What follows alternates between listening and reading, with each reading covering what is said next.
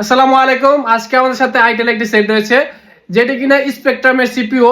তো আমরা আজকে এই সেটটি ইউজ করে CM2 টুলসের কিছু ইম্পর্টেন্ট কাজ দেখানোর চেষ্টা করব। আমরা এখানে CM2 SP3 সফটওয়্যারটা ওপেন করছি। ওপেন করার সাথে সাথে আপনার ইন্টারনেট কানেকশন প্রয়োজন হবে, কারণ ইন্টারনেট কানেকশনের মাধ্যমে আপনার যে মোবাইলের সাপোর্ট আছে ওই মডেলগুলো লোড হবে। এখন দেখেন আমাদের টুলসের নিচে হলুদ মার্ক করা রেডি লেখাটি উঠছে। এখন দেখেন উপরে একটা আমাদের অপশন আছে এসওসি। এই এসওসি মানে হচ্ছে সিস্টেম অন চিপ, অর্থাৎ আপনার মোবাইলে যে সিপিইউ লাগানো আছে ওই সিপিইউ অনুসারে কাজ করতে পারবেন। এখানে দেখেন কত প্রকার সিপিইউ আছে। এই এসওসি ছাড়াও আপনারা ব্যান্ড অনুসারে কাজ করতে পারবেন। যেহেতু আমাদের সেটটি হচ্ছে আইটেল ব্র্যান্ডের, সেহেতু আমরা এখান থেকে হচ্ছে আইটেল সিলেক্ট করে নিব। আইটেল সিলেক্ট করার পর নিচে আবার আরেকটি অপশন আসবে, এখান থেকে হচ্ছে আপনার সেটের মডেল সিলেক্ট করবেন। আমাদের সেটের মডেলটি হচ্ছে আইটেল A60s, আমরা A60s সিলেক্ট করে নিলাম। এরপর দেখেন নিচে আরেকটি অপশন আসছে, ওই অপশন থেকে আপনারা FDL ফ্যাক্টরি যে অপশনটা আছে ওই অপশনটা সিলেক্ট করে নেবেন। এখন আমরা মোবাইলটি কানেক্ট করব। মোবাইল কানেক্ট করার জন্য ভলিউম প্লাস এবং মাইনাস বাটন একসাথে চেপে ধরে আমরা কেবলটা ইন করে দিব।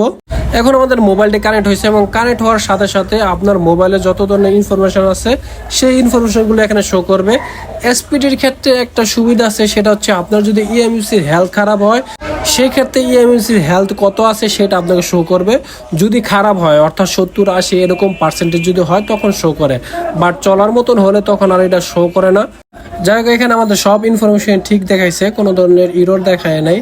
এখানে আরেকটা সুবিধা আছে, সেই সুবিধাটা হলো একবার কানেক্ট করার মাধ্যমে সব ধরনের কাজ করতে পারবেন, অর্থাৎ একবার কানেক্ট করবেন এবং একাধিক কাজ করতে পারবেন। এখানে আরও একটি সুবিধা হলো আপনি যখন আপনার ফোনটি এই CM2-র মাধ্যমে কানেক্ট করবেন তখন আপনার যে ফোনের সিকিউরিটি ব্যাকআপ আছে সেই ব্যাকআপটি আপনার অটো ব্যাকআপ নেবে। এই ব্যাকআপ ফাইলটি আপনার হচ্ছে কম্পিউটার C ড্রাইভে এবং হচ্ছে ইনফিনিটি বক্সে, তারপর হচ্ছে গিয়ে ব্যাকআপ একটা ফাইল থাকবেন, ওই ফাইলে আপনারা এই ব্যাকআপ ফাইলটা পাবেন। অর্থাৎ এখানে সিকিউরিটি নিয়ে আপনার টেনশন করতে হবে না, সেটা অটো ব্যাকআপ নিয়ে ফেলবে, যেটা কিনা এই বক্সের খুব ভালো একটা সুবিধা বলতে পারেন। এই ফাইলটি হচ্ছে আমাদের সেই সিকিউরিটি ফাইল, এখানে আমাদের মোবাইলে সব ধরনের সিকিউরিটি ব্যাকআপ নিয়েছে। এখন আসেন এই টুলসের আরেকটি অপশন ফ্ল্যাশ। তো আপনারা চলে আসবেন ফ্ল্যাশে। এই ফ্ল্যাশ অপশন আসার পর এখানে যে লোড ফাইল, এই লোড ফাইল অপশন সিলেক্ট করে আপনারা ফাইল লোড করবেন। এই লোড ফাইল অপশনে যখন সিলেক্ট করবেন তখন আপনাদের কম্পিউটারের ফাইলে নিয়ে যাবে। আপনারা যেখানে ফাইলটি সেভ করেছেন ওইখান থেকে ওই ফাইলটি ধরিয়ে দিবেন, তাহলেই হচ্ছে এই ফাইলটি লোড হয়ে যাবে। দেখেন এখানে আমরা ফাইলটি লোড করে দিয়েছি, এখন হচ্ছে আমাদের মোবাইলের ফাইল লোড হয়ে গেছে। এখন যদি আপনার ফ্ল্যাশ করেন জাস্ট এখান থেকে হচ্ছে রাইট ফ্ল্যাশ অপশনটি ক্লিক করবেন, তারপরে হচ্ছে আপনার মোবাইল ফ্ল্যাশ হওয়া শুরু হবে।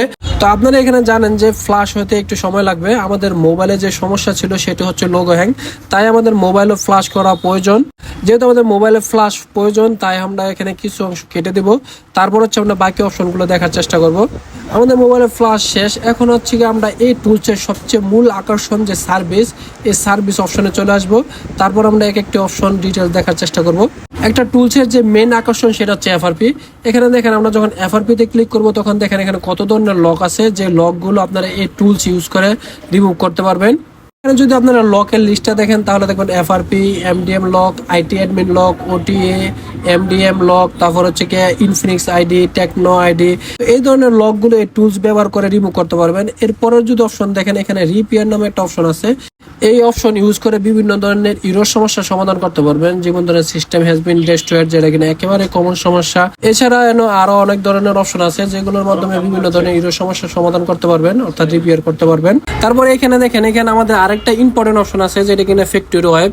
এই অপশনটি ইউজ করে আপনার মোবাইলে ফ্যাক্টরি রিসেট মারতে পারবেন। এরপর দেখেন এখানে আরেকটা অপশন আছে যেটা কিনা হচ্ছে সিকিউরিটি অপশন।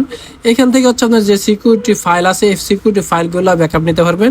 তো এখানে আমাদের এই অপশনটি তেমন প্রয়োজন নেই, কারণ হচ্ছে আমরা যখন সেট কানেক্ট করি তখনই সিকিউরিটি ফাইলগুলো অটোমেটিকলি ব্যাকআপ নেয়। এখানে দেখেন আমরা যখন ব্যাকআপ অপশনটি সিলেক্ট করলাম তখন কিন্তু এখানে দেখাইতেছে ফাইল অলরেডি এক্সিট, তার মানে এটা অলরেডি ব্যাকআপ করা আছে।